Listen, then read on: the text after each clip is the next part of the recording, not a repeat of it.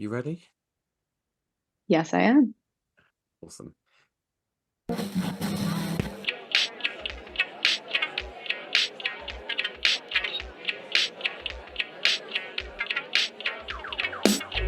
Welcome to the Tailoring Talk Show with me, your host, Roberto Revilla. I'm a bespoke tailor, menswear designer, and owner of Roberto Revilla London Suit and Shirt Makers.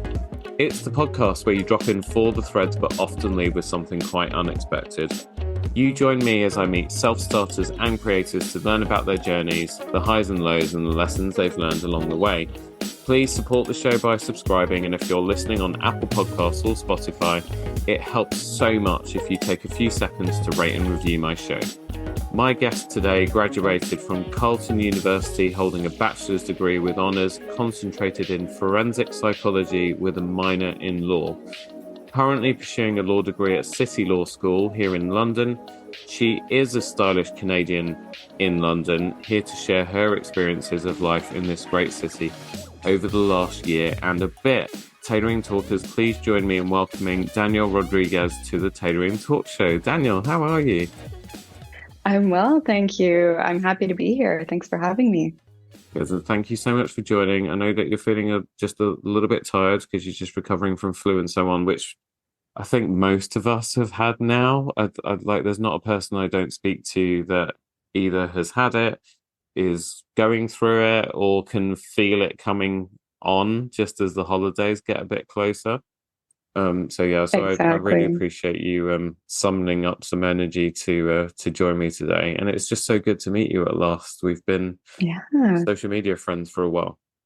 Oh, it's great to meet you too. I think if anything came out of being in lockdown, I think people started connecting more with those outside their borders, those outside their usual, circles, their domestic circles. So I know for me, because I was moving to London, I created this new Instagram account, Danielle in London, because I just watched Emily in Paris, and so I thought it was really cheeky. And so I created that account and started following all these um, accounts in London to try and just immerse myself and get a feel for what I was getting into, really. Yeah, no, exactly. And some of it, I mean, we'll get into some of your experiences shortly, but it's really funny. I didn't know that you were actually inspired by that show because I always just loved what you were doing because I was just like, oh, hey, she's just like Emily in Paris. Well, I'm happy that came through. Yeah, oh, it definitely did. Um, I have a love-hate relationship with that show because I mean my wife absolutely loves it, but I was kind of looking, I watched the first couple of episodes and I was like, oh God, this is so cheesy. Hmm. But then you kind of can't help but sort of, fall in love with it. And, she's Yeah. so great in that role. Hmm. Um, and she's very stylish as well, which you Yes. are too. So let's just go back a little bit. So you're originally Okay. from Canada, and you Yes. are the latest in a very long line of Canadians that have graced my podcast. So welcome. Thank you. It's good company to be in. It's a good group. So far, the stereotype of you guys and girls being just the nicest people on earth has not been broken. And obviously, that's not going to change today.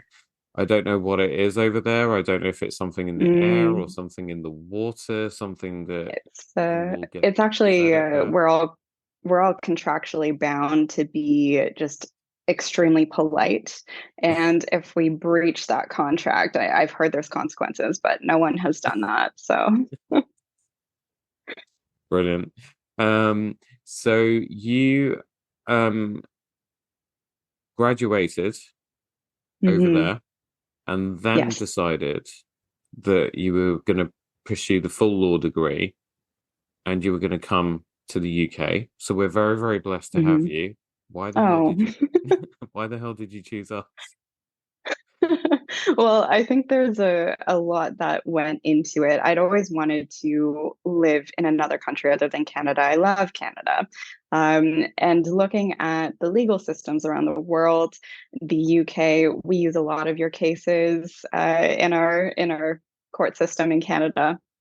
And so it just kind of made sense. It was something that fell beautifully into place. And one of my mentors back in Canada also did their law school. They did it in Scotland, and so it was nice having that connection. I feel like word of mouth is it's still the best form of marketing, right? 100%. So getting that recommendation was it just sealed the deal for me.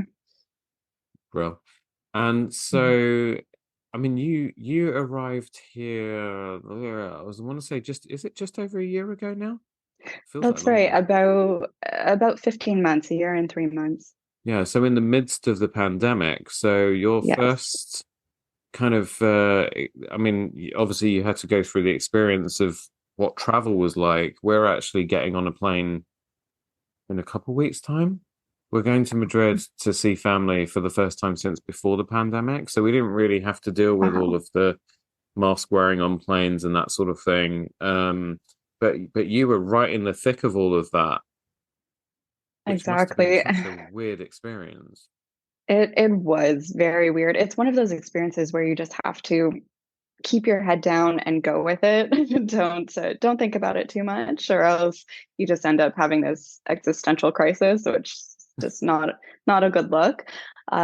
So you're absolutely right. I did arrive in the middle of in the thick of it, I guess. And it was interesting to see how differently Canada handled the pandemic compared to, I guess I can only speak for London, Hmm. but compared to the UK.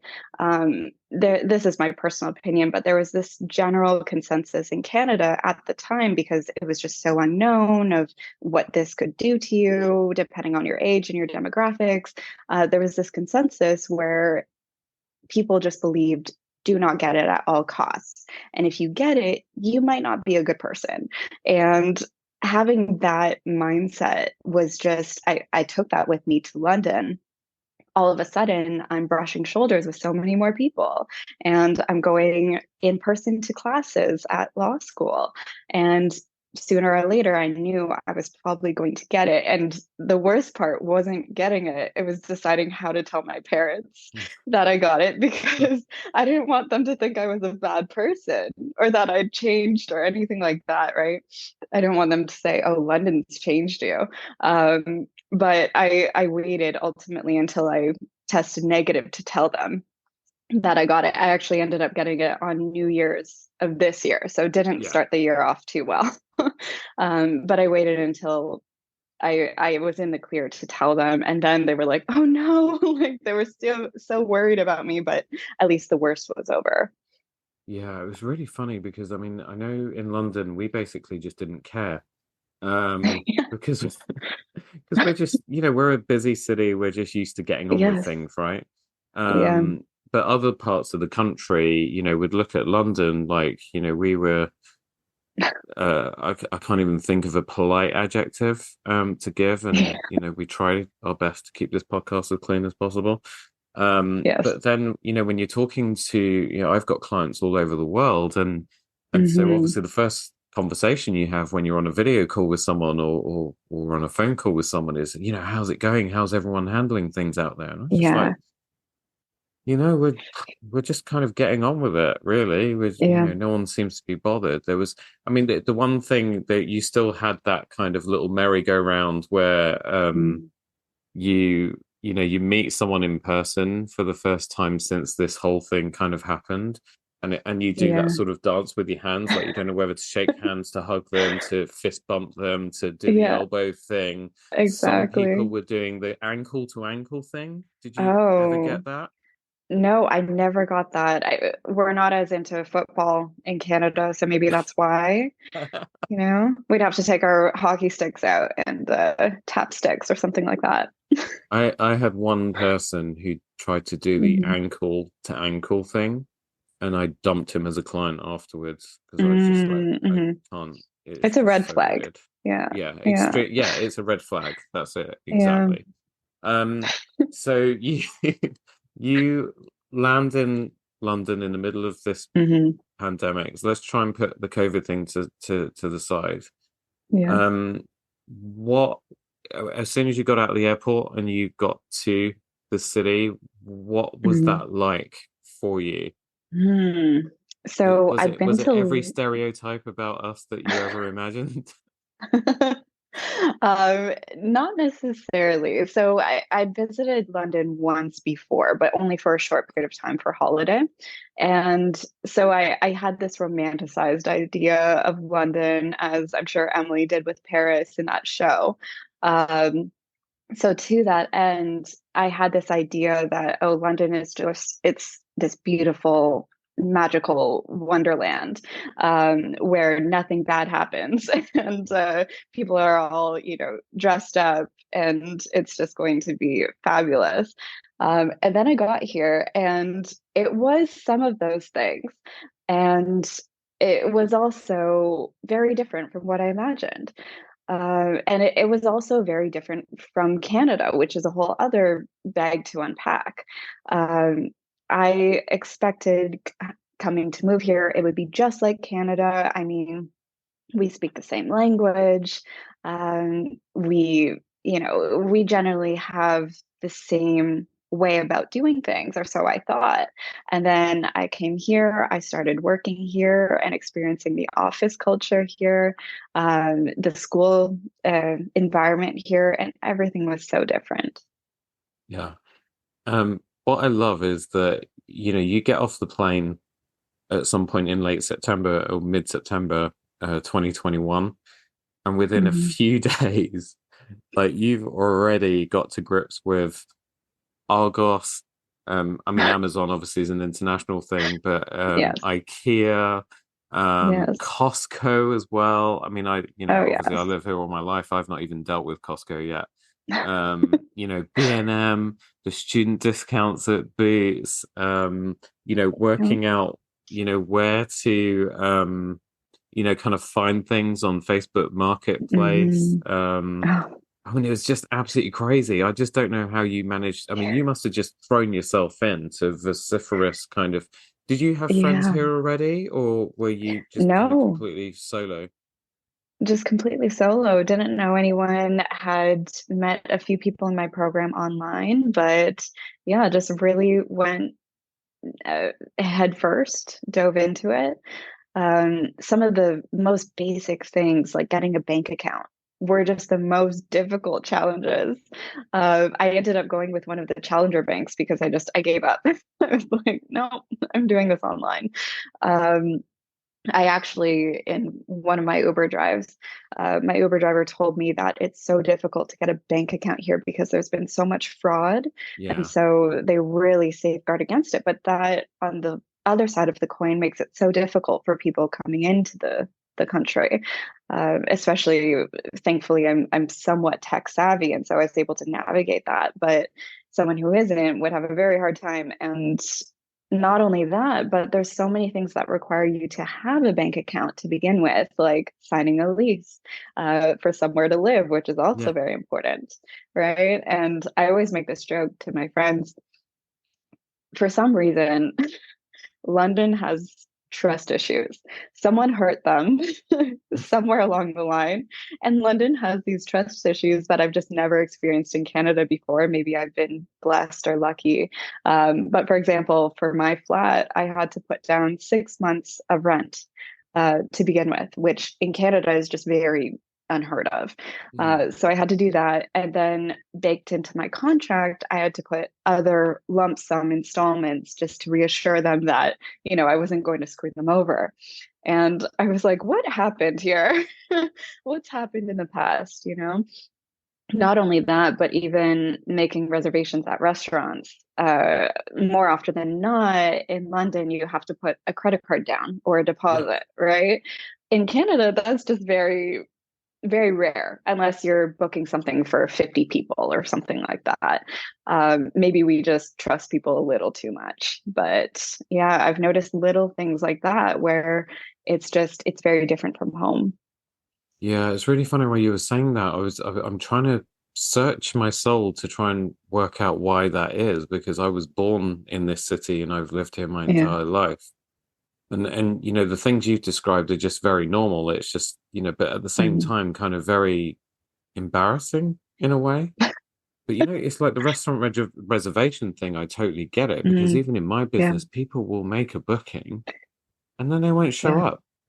And then you'll Yeah. call them and you'll be like, we had an appointment at 1 o'clock. It's 20 past one. Are you Hmm. stuck somewhere? Or and they're like, oh yeah, yeah, yeah. I meant to call you or text you and I just forgot, but I can't make it today. Oh, And you're like, what, really? You've just wasted. yeah. And I can only imagine because that's a very normal thing over here, which you wouldn't think, because in a Mm, country that invented the queuing system, right. and arguably invented politeness back in the first place Mm, in the Victorian days or whatever, we are actually quite a rude society, which doesn't actually bring me any joy to say that. It's actually quite worrying. So yeah, so I'm really sorry. I'm going to be apologizing to you a lot for a lot of things. that's But usually my thing. but then that's what happened is that your Yeah. Instagram account basically just Hmm. has become like this great little kind of how to or cheat guide or Mm. hacks, I guess, is probably the more appropriate term these days for people that are coming to this country for the first time or coming to this city rather for the first time. But Danielle, like before we get into Hmm. all the language differences, Yeah. boy, from the get-go, you came Okay. here in style. Oh, You thank you. always look amazing. The way you dress, you're always on point. The way you coordinate your colors and so on, and the fit of everything. You just where did that come from? Were you inspired by anyone growing up? Hmm. Where is that something that you've just had this innate ability for, and that you know law is just a side hustle, and really you should be going into a different professional field? I'll keep that all in mind. It's actually a long story coming. When I was doing my undergraduate degree, I worked at a very high-end hair salon for 3 years, and it was very very high standards for the employees. So to the point where if you would show up with your hair just thrown up in a ponytail, they would send you home. So very, very high stakes. Obviously, didn't want to get sent home in minus 40-degree weather during the winter in Canada. So I got into just a routine. It became part of who I was. I always had my hair done. I was typically going from work to school, school to work. And so it just became part of my day. It wasn't like I went home and changed or anything like that. So that I think that foundation kind of laid the basis for who I am today. That sounds very dramatic. It's No, just not hair. at all. But after that, so I actually started my career right after I graduated, so very young. I believe I was 20 years old. So I started above entry level. I worked very hard to get in where I wanted to. And starting your career at 20 in the business world, you have to present yourself in a way where it says, hey, I should be taken seriously. I have something to say usually, and I want to be part of the conversation. And the way that I figured out to do that, and this just worked for me, was through what I wore and how I showed up and how I presented myself so that people could be confident when they were sending me to meetings in their place or when they were sending me to conferences. And so that worked really well for me. I found I was also working with people who had children my age or around my age. And so I really wanted to do something to distinguish myself from their children Yeah. in a way that made sense and was affordable enough. So every paycheck, I would put some money aside and just start saving for this, I guess, wardrobe fund to create this workwear wardrobe where I could pair different pieces together, and I was all over Pinterest, all over YouTube. When you talk about inspiration, it really came from those sources. And there's a small community at the time of women who were going into law, for example, and an idea of what to wear during the week, an idea of something that would go from daytime to after work drinks. And so I just ate that up. And I think that's really where everything came from for me. I imagine that one day, so you look at shows like Suits, and Mhm. there was another show on Disney Plus that we were watching recently that was Mhm. about a another female lawyer, and I'm just looking at the outfits, and I'm like, wow, they just always look so amazing. But nobody in the real world dresses like that. But I Mhm. imagine that at some point in the future, if you were ever running your own law firm, that you would dress like that. I would think so. Yes. I find that maybe this is right or wrong, but I feel very confident when I feel put together. And I think that helps me stay focused and do a good job. Even working from home, I need to get dressed in order to do my best work. And that's not the same for everyone, No, but I think it's definitely the case for me.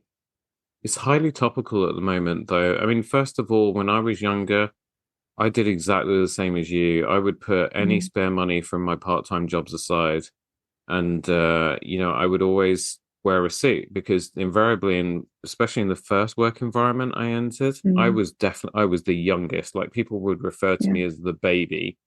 Yeah. And so, although we didn't have to wear a suit at that place, Mhm. I would just dress up anyway because I just felt like I needed to elevate myself and be taken a Yeah. bit more seriously. And it was so funny. It was an IT firm, and it was so funny when Mhm. customers would come into the office. The other older sales guys would go to greet them, and then they would see me in the background, all kind of suited and booted, and they'd be like, Yes. "No, I want to speak to him." And they were like, "He's just a kid. He doesn't know what he's doing." It was like, "Okay, I'm not going to take your word for it. I want to speak to him. He looks like he Mhm. knows what he's doing." And, that's Yeah. kind of set my path going forward. But one of my clients recently, and I'd love to get your opinion on this. I went Mhm. to see him. He's on the global board of a large global property firm. Mhm. And he sat down. I've looked after the guy for nearly 20 years. That really dates me and makes me sound super Wow. old. Yeah. No, And not at all. he, I said to him, "Are you okay?" And he said, "Do you know what, Bobby? It's never been more complex to be a man." Mm. And I've said to him, "I'm guessing, firstly, you mean because of the whole kind of clothing situation, because Right. we are in this world right now where some people are wearing suits, some Yes. people Mhm. are wearing something in between, and some people are going into Mhm. work looking like they just rolled out of bed and whatever stuck to Mhm. them is what they walked out the door in." And he said, yeah, he said it's partly that, Mhm. and it's partly managing a global company where Mhm. you have so many variances in not just the way that people's attitudes towards dress, but in the way that they think, and there are generational differences as well. Yes. And on the clothing side of things, one thing that he said that I've been thinking about ever since was that they were having a roundtable discussion about dress. Mhm. And one lady said um, she kind of brought equality into the conversation, and what she was Mhm. explaining is that she felt, and I'm sure it was the same for many of her peers as well, was that until the suit is abolished and men are not able to wear suits to work, that women would not have equality, Mhm. which I've been thinking about quite a lot because I can kind of see her point of view, because I think what she was talking about was the fact that, when men basically, when there's adversity or there's tough times in business, they suit Mhm. up, they put on Right. their superhero Mhm. costume and they go out. And I Yes. think the point she was making was that women don't have the equivalent of that, Mhm. which my initial Mhm. reaction was, well, hang on a second. Yeah. Women can wear suits, right? Yes. There is the Yes. female version of that. But in some ways, I was thinking, I've always felt, and that's just from my own observation of the way that women in the workplace dress, Mhm. men can't get away with as much as ladies do. Stick with me here. Sure. Because, you know, if we're not in a suit, we don't do dress down very well or dress casual very Mm, well in this country, at least. Not like the right. Europeans do it so much better, right? Yeah, they created it. Exactly. So, if we want a statement dress, the only thing guys can do is, pretty much put a suit on or pay more Mm, attention to how they're dressing. And also, I think cheap menswear looks cheap. mm, mhm, Whereas with ladies, mm, there seems to be more flexibility in what you can do. So I had a mhm, friend who was the executive assistant to a partner at an accounting firm, and we used to go for coffee from time to time, and she used to just love talking, but also people watching. mhm. We would just sit in the window of Starbucks or whatever and just watch, the world in London go by Oh as you yes. do. And Yeah. the one thing about her, and I broached this subject with her, I said, "You always Mhm, look incredible. How do you do it?" mhm, And she's mhm, like, "Oh," she said, "so what I do is like I get gifts of really nice handbags and jewelry and stuff, but most of what you ever see me wearing is from Primark. It's like the mhm. cheapest." Yeah, And I was yeah. looking at her and I was like, but you look like literally look like $1 million. I mean, some days Mhm. I'd see her and she'd look like she just walked out of Chanel Couture or something. Right. Mhm, And so that's why I've been thinking about this quite a mhm. lot recently. And while I can see Yeah. all sides of the argument, I'd be interested to get Mhm, your perspective as someone who's, relatively young in quite a mhm. still male dominated environment, Yes. um, Mhm, who obviously dress is important for.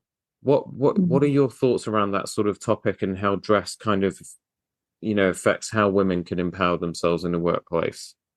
Yeah, absolutely. So you dropped some really interesting points there. Just starting with the last point you mentioned about how there are just so many more options for women out there. And I think it does boil down to women typically, I'll speak for myself, I like to shop a lot. Mm. I like finding new pieces, integrating them into my wardrobe. I find that fun. This is it's like a hobby almost, right? A very expensive hobby. Whereas I believe there's a stat out there that men only buy 1 to 2 new pieces each year on average. And that's there's a huge disparity there, right? And so I think if you were to own a fashion empire, you would probably target a lot of the options at women and almost inundate them with options so that there's too much choice, which is where I think some of it becomes watered down in a sense, right? Because Hmm. with men, you have these really high quality options that are going to last. They're going to have them for year over year. Whereas with women, you have just so much choice that you don't really have that standard. You don't have that standard of quality. You don't have, everyone with their go-to suit per se. It's very interesting. The quote that you mentioned where there won't be equality until we abolish the suit. Because while I do agree that for men it can be easy just to suit up and go to work, for women or for me personally, I'll speak for myself. I don't want to speak for an entire gender here. For me, I have boiled it down to a bit of an equation or formula, rather. So I've read that when it comes to what you wear or your style, let's say, there's three components that people typically lean towards, some more than the other. So uh, there's a cat walking Danielle's across the laughing because screen. my Bengal has just decided. You know what it is, Danielle, Um, when we got interrupted by the Amazon guy who just oh, dropped what's that? she's into cardboard boxes, and Ah, so yeah. there are lots of Hmm. new cardboard boxes. She's not interested in Yeah. anything that's inside them, but No, she's no, just the interested in box. being inside them, if Yeah, that makes sense. absolutely. So Yeah, she's now definitely. hassling me because she wants me to open this stuff so that she Oh, can then yeah. insert Yeah. herself. Anyway, so Yeah. I'm She's like, what sorry, are but you waiting for? yeah, but this is Jessie, and she's Hi, an Jesse. absolute, yeah, she's a psychopath. Aw. So cute. So there Sorry, are you were really saying. three. Yeah, yeah, absolutely. There's three different elements or components that come into dressing, and finding one's personal style. So there's utilitarian. So is it comfortable? Hmm. Does it fit right? Does it, based on my body type, does it look good? Because it might look good on, on the mannequin, but on me, it might look very different. So there's the utilitarian aspect. Then there's the expressionism. So how can I express an extension of my personality? What do I want people to associate with me when they see me without even having a conversation? And then the last one is, oh wow, am I going to forget it now? Expression, oh, uniform. There it is, uniform. And as humans, we love creating shortcuts. When we discovered Control C, it was a great day for Hmm. humanity. We love shortcuts. It makes our life easier. And having that uniform that you can wear day to day, that you can wear from work to after work drinks, or if you're, meeting up with a friend for coffee and then going to a family function, you can have that uniform that navigates you through your day to day.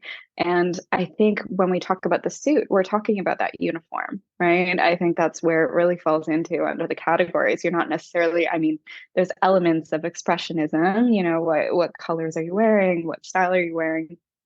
Also elements of utilitarianism because it Hmm. is functional, right? It gets the job done. But that uniform is really what maybe most women are lacking. And I think for women, to her point, it does take more work. It takes a lot more effort to just curate that sense of uniform because we weren't really given anything out of the box. Yeah. I, guys, speaking from my experience of my clients, still for the most part, although, I mean, our suit sales are still strong. I mean, they've Mm, recovered significantly since the pandemic. And it's mhm. because guys have experimented with the smart casual thing Yes. for quite some time now, and now it just gives them a super headache. So they've just reverted back to the suit for utility Mhm. purpose, that it's quick, Right. it's easy, they can just throw it on, and they're not really so bothered about the whole expression thing. Mm-hmm. Especially if they're more of an employee mindset. So they could still be a partner in a law firm or an accounting Mm-hmm. firm or PwC or whatever, but for all intents and purposes, they have an employee mindset. And then when you Mm-hmm. have clients who have an entrepreneur mindset, so whether they're a partner in a firm, but they have a growth way of thinking, Right. or Mm-hmm. they're a self-starter entrepreneur, someone who's built a business, sold it, and so on. Mm-hmm. Those people are kind of less about the utility and more about I need to say something to the world, and Mm-hmm. when people meet me, I need them. This is the messaging that I need to get. And I would have thought that for women, especially having had to fight so hard and continuing Mm-hmm. to Yeah. fight so Mm-hmm. hard against all these glass ceilings that have been put Yeah. in to corporate Mm-hmm. environments, that being expressive through clothing Mm-hmm. would actually be more important than Mm-hmm. being utilitarian. So it's an Yeah. interesting conversation. Obviously, I know Mm-hmm. you're completely on board with that idea. Um, Yeah, just quickly, it's funny you mentioned that because I was at this event at a big city law firm last week, I believe. And it's always a question of, oh, what do I wear to this? The dress codes. I listened to one of your podcasts about dress codes, and that's been a whole new experience for me here as opposed to in Canada. But looking at the dress code and figuring out what to wear, I have this beautifully colored blazer. It's kind of an eggplant purple, and it's stuck with me for forever. It's very good quality. It's one of the pieces I first bought when I started out, and I brought it to London just because of how important it is. And I decided to wear it when I knew that a lot of people would be either wearing black or gray mhm. or maybe navy blue, Yeah. which would be, quite rare in these things. And I was absolutely right. I showed up, men and women were all wearing black and gray. I was the only person who was wearing any form of color.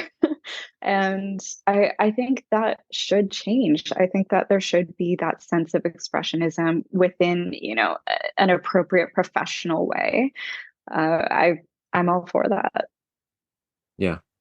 No, absolutely. Same for me. I keep saying listeners will roll their eyes because they've heard this 100 times. That I'm a little bit more introverted, especially when I go into big group Mm, situations. Like I'm not hmm the sort of person that likes going up to people and introducing myself and someone I don't still have that confidence. I'm getting better hmm and better, but still, I prefer people to come to me and initiate. And the way hmm that I do that is through the way that I dress because it gives Yeah. something for people to compliment, comment on, or at Mm, least when I walk into a room to snap round and look at me. yeah. And hmm one of my favorite pieces is an aubergine or Mm. eggplant, you call Oh it. yeah, We're sorry. gonna My get in. Canadian came out. We're gonna get into this. Yes. Um, an eggplant colored hmm jacket that Yes. that evening really just helped me Mm. to click with a lot of people. But it was the color that was sort of drawing them to me like Yeah. moths to a flame, which is Absolutely. so I find interesting. it, yeah, in those kind of environments, it's so interesting being able to connect on something that isn't about necessarily work or business, just connecting about something a little more personal, like what you chose to wear. I think that's really cool. Yeah. Mhm. So, Daniel, you have this natural great sense of humor. You're very, very funny. And I don't know if it's intentional or if you realize it, but I'm going to tell you, you are Oh, thank naturally you. sometimes hilarious because I Oh, know wow. I don't get the feeling with a lot of your posts that you Mhm. particularly spend hours and hours crafting them because Lord knows you don't have time with everything that you have on. No. But, I mean, there was one where you were talking about essential Waitrose. So I have this love-hate relationship with Waitrose because I Oh, just no. don't think the quality is that good for, Mm. the prices that they charge. But were Mm. you talking about the essential Waitrose range? You like, okay, so I'm just going to read it verbatim. So this is Danielle, right? And one of her Okay. many tips. The essential Waitrose range gives you the quality you need at extremely low prices. A banana is 15p, a carrot is 8p, and a sweet potato is 34p. I wouldn't put those together in a dish, but you get the point. I mean, just little, very, I can imagine you just kind of writing those with a completely straight Yeah. face, right? We Yeah. all find it on the other side absolutely hilarious, but it also sticks, which is the thing. And I Mm. also think if you Mhm. ever wanted to, you would, in future have a career in stand up or Oh. observational comedy or something. Honestly, you are hilarious. I, Um, I I should take that to heart. Tuition is telling me not to, yeah. just because of how much I've paid into it. But Yeah, no, you need to max out your investment and oh yes, you can explore yeah. other things afterwards. hmm Um, but you s- but yeah, you very, very quickly started to come up against not a language barrier, but you started to realize very, Mm. very quickly that there are some big differences in the way Yes. that we both speak exactly the same language. And Yeah. so this was a little bit more recent. Yeah. Honest, I'm just laughing, honestly, just looking at my notes on this. But you suddenly had came face to face with the word chuffed. Oh yes. Yes. Surgery was one that just had a completely different meaning for you over here. hmm So surgery, Danielle says, I really thought I knew what this one meant. Nope. A surgery is the place where a doctor or dentist works. It's what we call a doctor's office back home. But it doesn't stop there. Brits use the word surgery for any situation where people meet and wait to speak with someone else. So a political surgery is where MPs meet one on one with their constituents.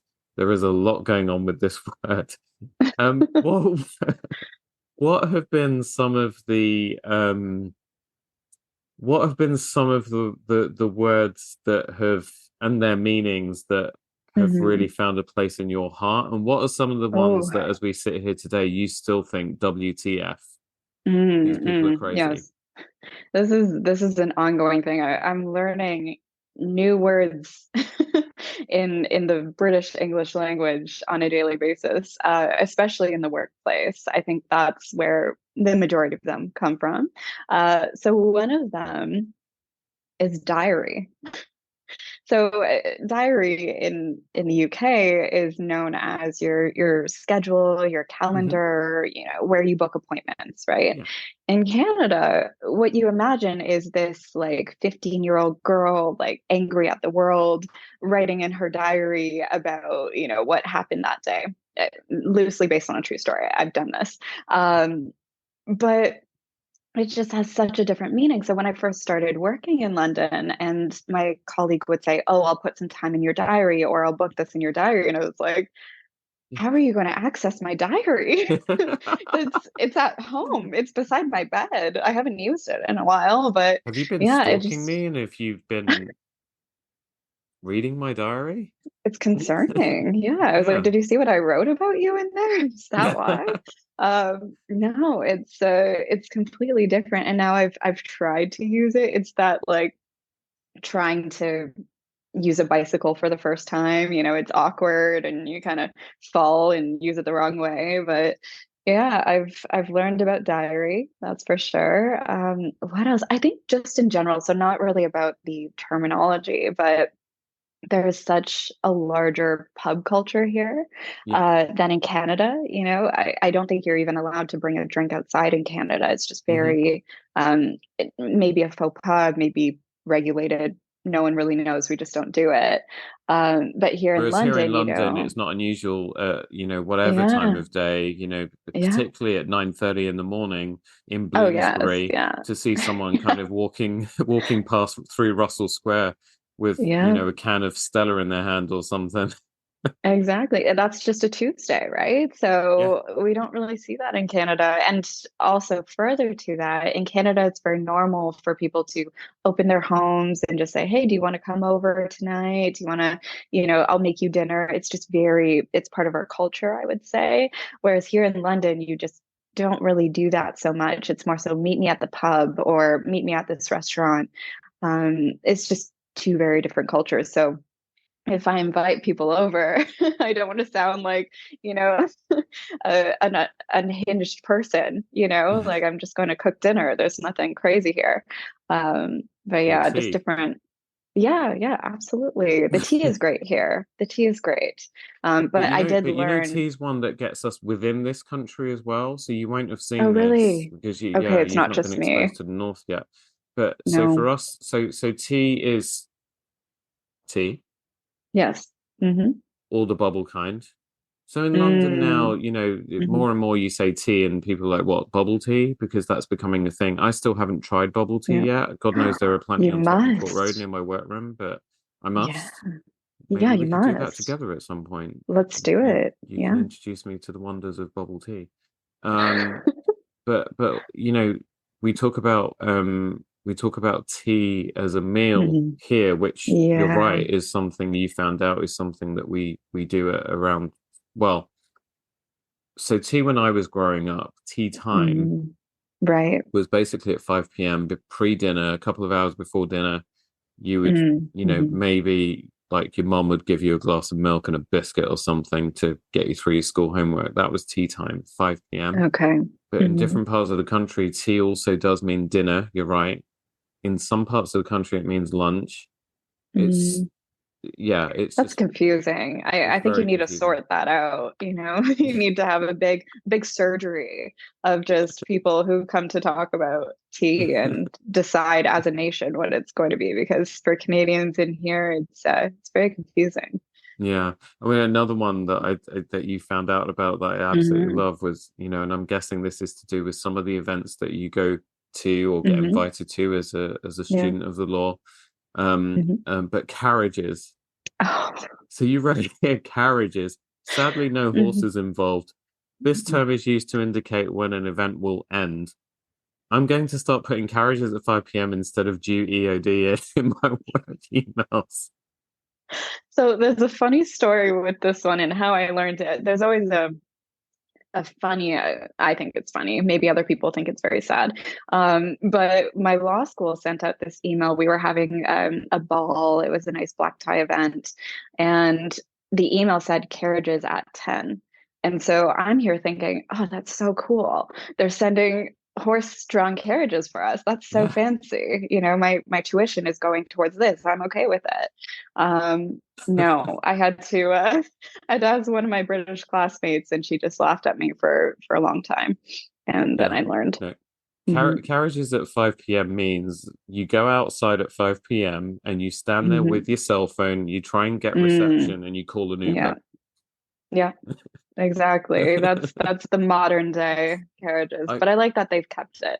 Yeah, I mean, if it's any consolation, when Hmm. I see carriages at 10 p.m. or whatever on an invite, I still Hmm. think the same thing. I still think that Oh, good. clippity clop horses are going to come with a, Yeah, whatever they call those yeah, butler type guys and a carriage yeah. and Very Bridgerton style. I like yeah, it. exactly. I mean, it's Disney inside my head, so there we That's go. the way to live. Yeah, that's the way Have to you got live. to grips with faffing around, Lush, Giza? No, no, I don't know. I was trying on a dress, and the sales lady said lush, and so I was trying to figure out what that meant. I still don't know.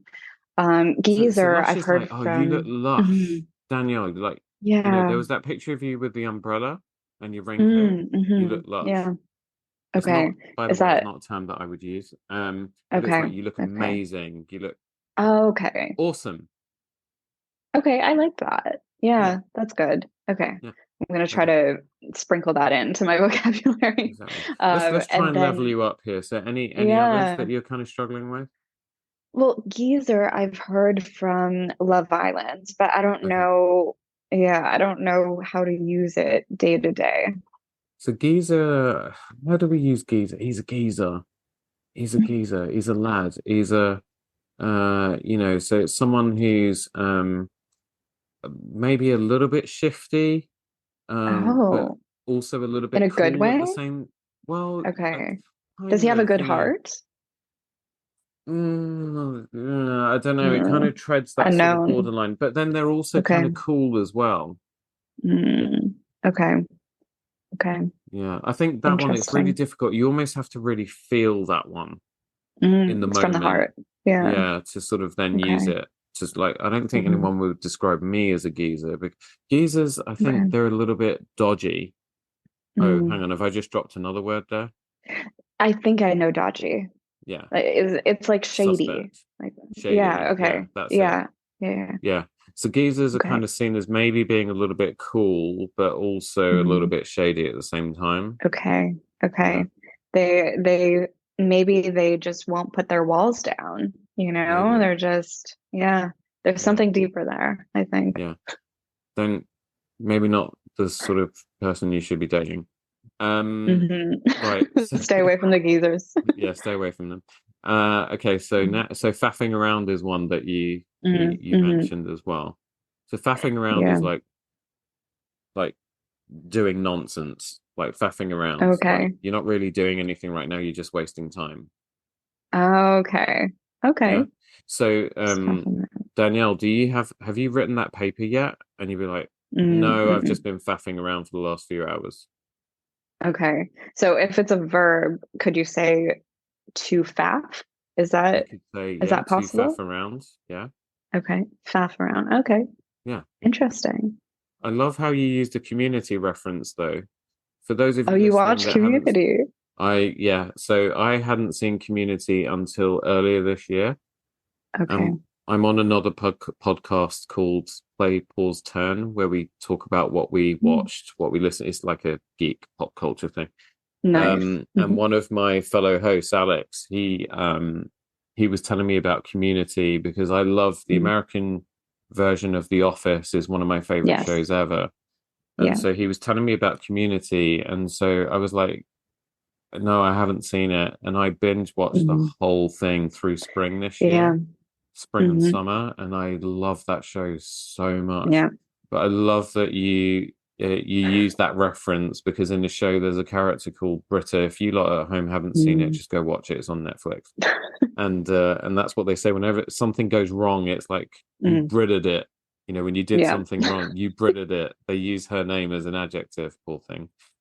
So I I love love it. that you did that. Yeah. Whilst we're together, is there anything Yeah. else that's been bothering you, slang wise? Oh, hmm.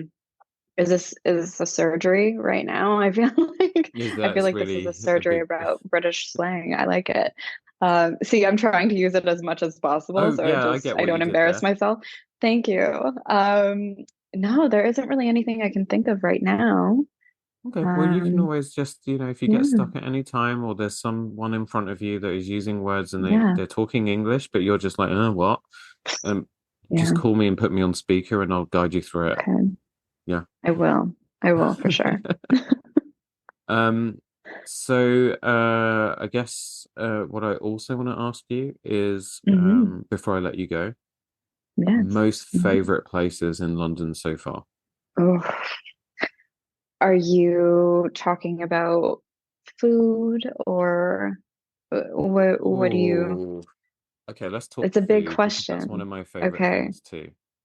Okay. So the one thing I will say, and I don't want to, get the haters for this, but the sushi in London hasn't been great. I'm not gonna lie. I love I agree. sushi so much. Yeah, I haven't found good sushi. So if anyone has sushi recommendations, please tell me. I will try them all. But other than that, I really do like I love Indian food. So I mean Dishoom, it's very typical, but I love Dishoom. It's a good spot. And I really like Hoppers. They have really good Sri Lankan food. So that's been good. It's been one of the only places I've found a lot of spice in Yeah. London, to be honest with you. It's quite rare. Are Other than are that, you I quite mean, into spice? yeah, I like spice for flavor, you know? Yeah. Yeah. Yeah. Well, you just Dishim is on my list. I still not been. Oh, it's so Um, good. Hoppers I'd never heard of, so I'm Oh, gonna have to go you check should that out. try it. Yeah. Yeah, definitely I try. probably would have a couple. I think I do have a couple sushi recommendations for you. Oh, So I'll good. message those Okay, to you. There's one in particular in Maida please. Vale. I don't know if you get up that side of London at Okay. all. It's just the other side. Do you know St. John's Wood? Yes. Yes. Yes. It's just the other Yes, I side. do. I'm Um, getting used to all the tube lines, trying yeah. my best. It's a very easy city to get around once you kind of get to grips with all of that, Hmm. which is the great thing. And then Yeah. just generally speaking, have there been any kind of spots or neighborhoods that you've Mm. really loved so far? Yeah, I would say so. I went to Crouch End a few months back for an event, and Hmm. it is lovely. It honestly reminds me of some of the smaller villages in Canada, so it's a Yeah, little nostalgic for me in that sense. But that was just so cute, kind of yeah, like a Hallmark movie, gives that vibe. Other than that, I mean. I work in Westminster and I really just love walking around there. It's the quintessential London. It feels good. And I have this saying to myself, which is very strange. But I started using Big Ben or the Elizabeth Tower, the clock. I started using it as a real clock when I'm walking to and from work and I need to check the time and I'm not wearing a hmm watch. I use it as a clock, and that makes me feel like a real Londoner. So yeah. We it's we don't we don't do that. you don't do that? Oh, No. okay. So back to the drawing board. Okay. I think people like who live in London barely look at Big Ben. True, We it's just just there. we take it for granted, right? It's like Mm-hmm. in my job, I'm in Trafalgar Square every day, and Yeah, yeah, all these amazing places around Westminster and the City of London and yeah, so on, all these landmarks that as a tourist you would yeah, totally be going for. for sure. I'm kind of just wandering through them like it's just we really Just do can't be take our own bothered. city for Yeah. granted. Yeah. It's not even so much can't be bothered, it's like they're Hmm. there. So Yeah. they've always been there and I can Yeah. go look at them anytime I want. That's fair. Yeah. So yeah, but Hmm. yeah, I've never ever used Big Ben to actually tell the time. Like I'll look at clock Mm. face because it's beautiful, but it'll never Yeah, register. it's pretty. I'll never look at it and it will never register that, oh, it's 1 o'clock right now. Oh, okay. But It's just a me thing. I yeah, do love Greenwich. I do love Greenwich though. That's my happy place. Yeah. Just all the green space and it's stunning. yeah, have you been up North London a little bit more to Hampstead and so on? Yes, yes. Love Hampstead Heath. Stunning. Good for a picnic always. Yeah, exactly. Yeah. And also if you want to just go hang out with dogs. Always. Yeah, Yeah. always want to hang out with dogs. One random thing though, because I just thought of walking and shoes. So just jumping back very quickly to that quote you mentioned Hmm. about the suits and abolishing the suits. I think that women do have a tough time with footwear as Yeah, well, for sure. especially commuting in this city.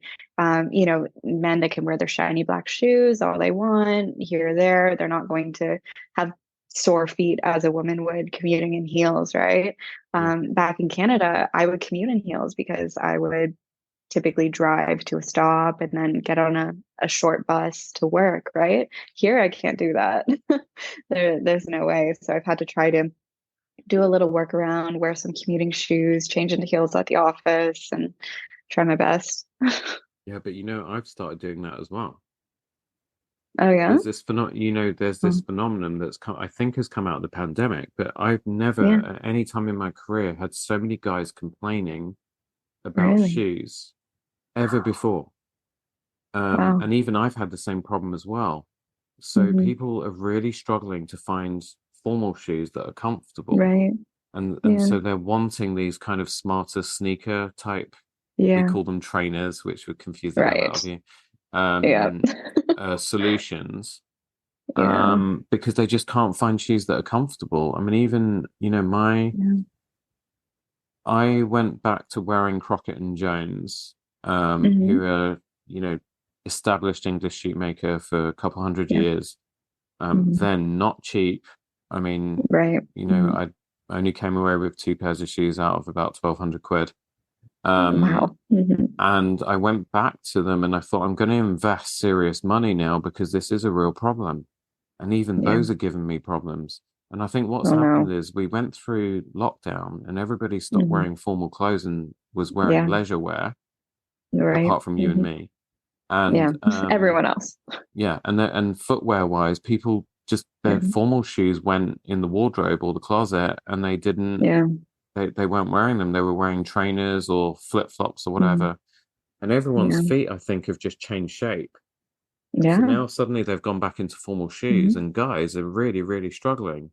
So even Hmm. I went to a get together earlier this year, and I was wearing a Hmm. pair of these new Crockett and Jones things, Yeah. and I felt really good when I left the house. And by the time I got to Piccadilly for this breakfast meet, I was in Yeah. agony. Oh And one of my no. friends, she was wearing heels. She always wears heels. Yeah. Yeah. And then as we left, we were then having a side meeting with some of the other attendees somewhere else. Hmm. And I was like, please God, please just be across the road or next door. If you do that, I will Yeah. go to church every Sunday. I will, kneel Yeah. at your altar forevermore, but I just Hmm. cannot take Hmm. another damn step in these things. And obviously it was one end of Piccadilly, walking like to the complete other end of Piccadilly. Of course. I Yeah. was in, honestly, Danielle, Oh it was like no. walking on hot coals would have been a better Yeah. experience. Oh wow. And Ruchira, she just basically, I suddenly noticed she was Hmm. like 3 inches shorter. Yeah. So Hmm. I look at her and she's wearing these really comfortable looking white sneakers. And I Oh. said to her, your heels are in your bag, right? You brought those with you. She's like, Hmm. yeah, I'm always Yeah. prepared. And I was like, okay, So jealous. that's what Yeah. I do now. Yeah. Well, I've seen online they have these heels that turn into flats. They're kind of like Ooh. these transformer kind Hmm. of shoes, and you just tuck in the heel into the shoe. They're very pricey though. Very I pricey. bet. Yeah. Yeah. Yeah. And I was talking to a girlfriend. Yeah. the design work that needs to go Yeah. into those to make them look Yeah. decent as well. Yeah. And safe, right? It's kind of kind of a dangerous game. Mm. But yeah, I was talking to a girlfriend about that, and she's like, why do we have to be ready for war at all times when we're commuting? Mm. Like, we need to just get ready and put our heels away into our shoes. And yeah, it's tough. Yeah. No, I totally get it. So that gender Yeah. divide, I think, has narrowed a little bit Yeah. recently. Although men, and this is the last thing before I let you go, sorry. Mhm. Um, It's okay. as a very stylish lady coming to Mm. London, which is meant to be one of the best dressed places in the world, and you see that in all the movies and stuff. It's a Right. complete lie, as you now know. But what has been your perception of dress in this city? Mm. That's a really good question. I think firstly, compared to Canada, the trends start here, or they're definitely caught on earlier here. And then maybe it's the time zone or something like that. But Canada usually gets them a few years later. So, for example, the white trainers, those were really big, over here in Europe for a while. And then in Canada, we were like, hey, we like that. That's so functional. Let's do that too. So, I think just noticing that a lot of the trends are coming out here first and seeing that. And then I think there's this dichotomy between trend and style, or trend and maybe like timeless style, that you see in London a lot more than you see in Canada. So, and I love that. I love being able to see, these 3D versions of what I'd only see on Instagram or online in Canada. And I also find that here I can fully, I present myself how I want to present myself Hmm. without people saying, "Oh, you're overdressed," or "you're this, you're that." But as we know, we'd rather be overdressed than underdressed. Yeah. I think we're on the same page with that. Um, yeah. So my general perception is that people here, I don't want to say that they don't dress well. I would say that they're more onto the trends than people in Canada, but there's also this respect for that timeless style here that I haven't really experienced in Canada. Yeah. I think we're going to leave it as what you've just said, because if I start, then hell is going to rain down on everything and everyone. But you have to take an average, right? Yes. Yeah, absolutely. And I've only experienced London too, right? So my experience is very limited in that sense. But I would even say, looking at uni in in Canada, it's very normal to show up in joggers and a hoodie. Here, I find that people are a little bit more, they put more effort into what they're going to wear, Yeah. when it comes to school. Yeah, maybe it's just colder in Canada and we just we need to bundle up.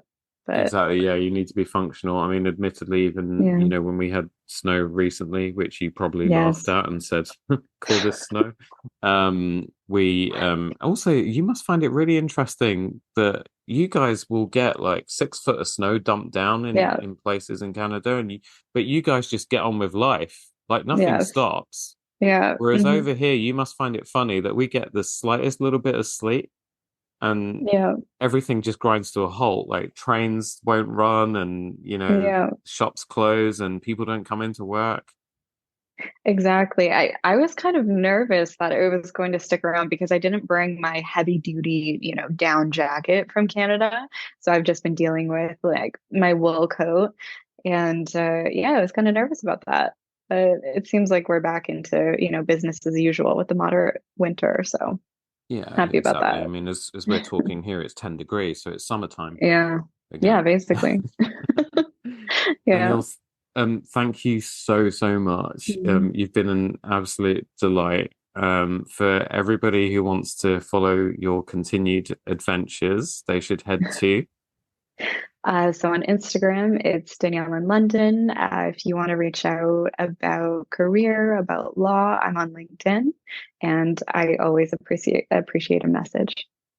Awesome. Thank you. Have you had fun today? So much fun. Yes, thanks for having me. Oh, you're welcome, and we'll do bubble tea soon. Yes, I don't mean to be dramatic, but it will change your life. So please, prepare accordingly. Okay, I will. I promise. Thank you. And thank you all so much for joining Danielle and I on this episode. Don't forget, Tailoring Talk is on Instagram at Tailoring Talk Podcast. And you know I love feedback, so do email me at tailoringtalkpodcast@gmail.com. Please remember to subscribe, rate and review, and you can click the share button in your player to send this episode on to people you know who might get some help or be inspired by Danielle today. If you're enjoying Tailoring Talk and want to support the show, you can buy me a coffee at buymeacoffee.com/Roberto Revilla. Have a great week, be good to each other, and I'll see you on the next one.